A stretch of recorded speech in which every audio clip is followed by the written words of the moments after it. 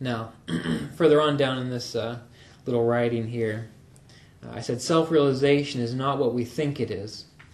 It is beyond the mind. Learning to go beyond the mind takes dedication and willingness to confront erroneous ideas about who and what we think we are. Preconceptions and expectations about the process can get in the way of real progress. So, how many of you have read Autobiography of a Yogi? Have all of you read it or have had experience with it? Okay. Well, you know, in Autobiography of a Yogi, there are lots of stories about Yogananda's experiences with Divine Mother and just very cosmic, otherworldly experiences that he has. And that's good because it gets people's attention. People say, oh, well, this looks fun, so I want to check this out. And then they get involved in Kriya Yoga practice. And and then sometimes they realize, oh, wait a minute, this is going to take some work. I just can't pop into that in a second's notice. So then they might back off a little bit. But if they keep going and they're realistic about it, they can learn that these experiences are what Yogananda had. These experiences are what these teachers had. All right? But our experiences aren't the same. In the Bhagavad Gita, I was looking for it last night, but I couldn't find the chapter or the exact quote. I believe it was the chapter on divine manifestation. Arjuna asks Krishna to show him his supreme form. And Arjuna is just overwhelmed because he says it's like the light of a billion suns. It's blinding with thousands of arms and, just all kinds of amazing things. But then, when Arjuna asks Krishna to come back down to his normal body form, his normal individualized form, and Krishna does, Krishna then tells him, in a sense, not everyone is going to see my form in this way. This was how you see my form. Everyone sees my form in a different way. Okay? So this idea of self-realization, of cosmic consciousness, it's okay to read the stories and hear what other people have experienced, but don't hold in your mind that that is what you're going to experience. You say, all right, here's what they did. Here's the practices that they undertook, the way they thought, the way they interacted with the world. So what's it going to be like for me? That's the key. Not, if I'm not experiencing what Yogananda or Ramana Maharshi is experiencing, then I'm not getting it. It's more like, all right, I'm doing what they're doing, so what's it like for me? And it may just be you sitting there quietly. That may be it. Okay?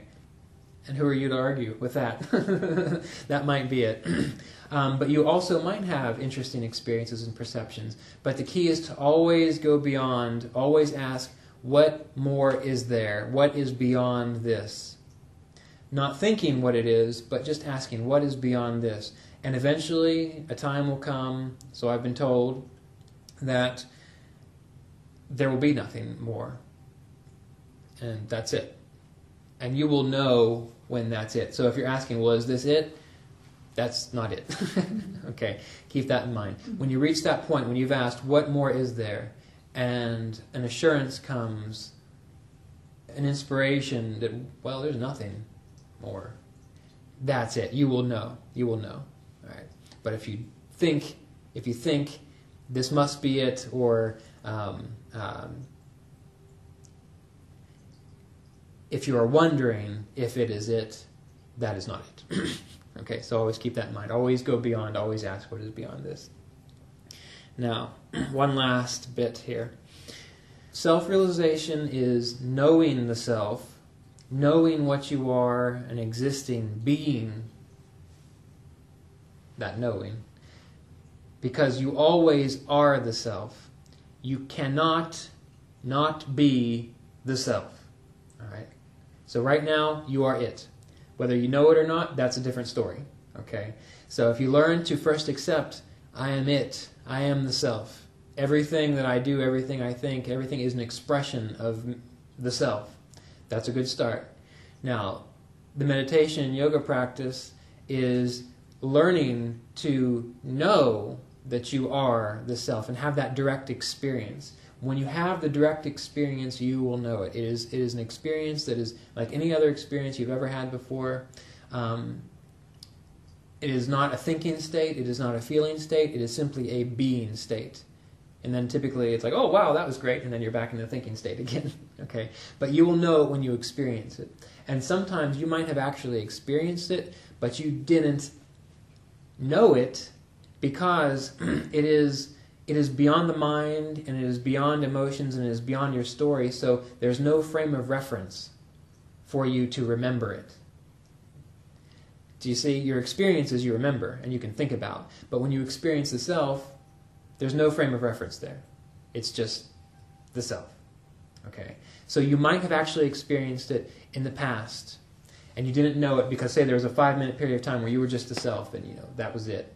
But you don't have memory of it because there's nothing to remember, really. All right? So what you're doing now is you're learning to always remain in that self so that you don't have to remember or think or do these sorts of things. You're just being appropriate in your daily actions. You are content. You can sit still when you need to.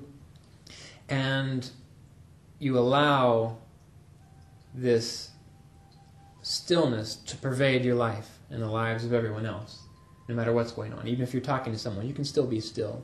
If you're doing things which seem to take a lot of energy or a lot of work or a lot of effort, again, I was reading this in the Bhagavad Gita, if you can do it simply as the self acting through you, you can still be still while you're acting within the world. Okay? You just know that it is the self doing this, not you. Okay?